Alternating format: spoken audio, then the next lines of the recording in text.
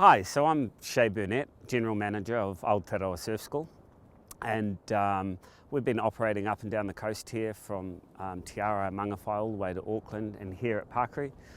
In the 20 years that Aotearoa Surf have been operating and running surf lessons and surf experiences up and down the coast, from Te Aroha Mangawhai, here at Pakari and further afield, we have grown a connection with the local community, our local environment, and we have a real passion for surfing for good and are really concerned about the way that our beaches and our oceans are treated.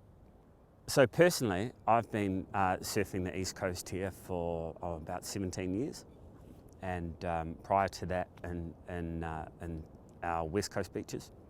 And in that time we've seen a considerable change. A change in people, in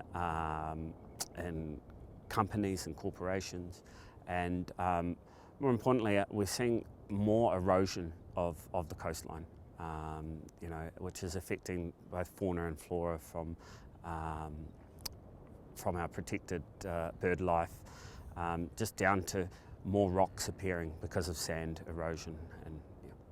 So I guess speaking on behalf of, most surfers, surfing is about getting out in the ocean and picking out that perfect wave that you're looking for, and just, having a great time with yourself, with family, friends. And waves is where it's at. Waves are created based on sandbanks, and sand needs to collect. It needs to collect, it collects on points, it collects in banks, and as a surfer, the sand mining, what happens is sand miners tend to take large amounts of sand, both further out and as we've seen quite a bit inshore, which creates big dredges and big channels, and massive gutters in the ocean floor. What happens there is that, that outer sand doesn't get an opportunity to come in to the foreshore and create sandbanks. So we're slowly seeing less and less sandbanks that are formed, particularly here at Pakari. Pakari is an open ocean beach that doesn't have a headland and point and an opportunity to collect sand. So it's very fragile here. We're seeing it up in Mangawhai and Te Aroha. And in addition to that, you have storms. Storms come and they smash the coastline and get that sand and send it back out to sea. And what's happening is that sand's going out and it's filling up holes out there and not having an opportunity to come back in again. So it's been a relentless attack on basically our land that's in the ocean. And it's been destroyed. So, we're finding that the banks are just getting less and less, and as surfers, our waves and our enjoyment of the moana is diminishing. It's very hard to understand what happens in the unknown. But if you can imagine diggers digging out the land in front of your house, and thinking that is not going to have an impact on the other land around it, you have another thing coming.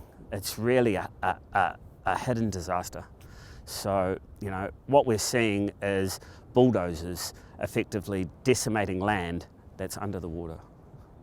I'm very passionate about it, our team are passionate about it, our customers are passionate about it, and we'd just like to see it needs a break, it needs to regenerate. The earth can look after itself if given a chance to do so. So personally, and I'd hope to think on behalf of all surfers, that we need to stop sand mining for the future, of our grandchildren, our communities. We're taking away the lifestyle that New Zealanders that have and that deserve. So I'd like to see that sand mining is stopped up and down this coast, primarily because I believe that our environment deserves more than what we're doing to it.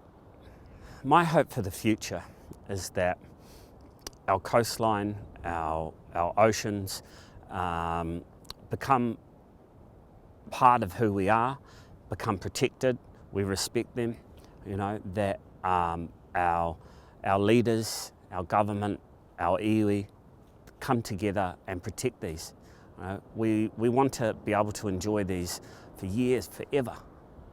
And if we continue to have exploitation, we will no longer be able to enjoy these for our families and our community. So let's educate ourselves, let's learn about it, let's get out and get active and protect what's ours.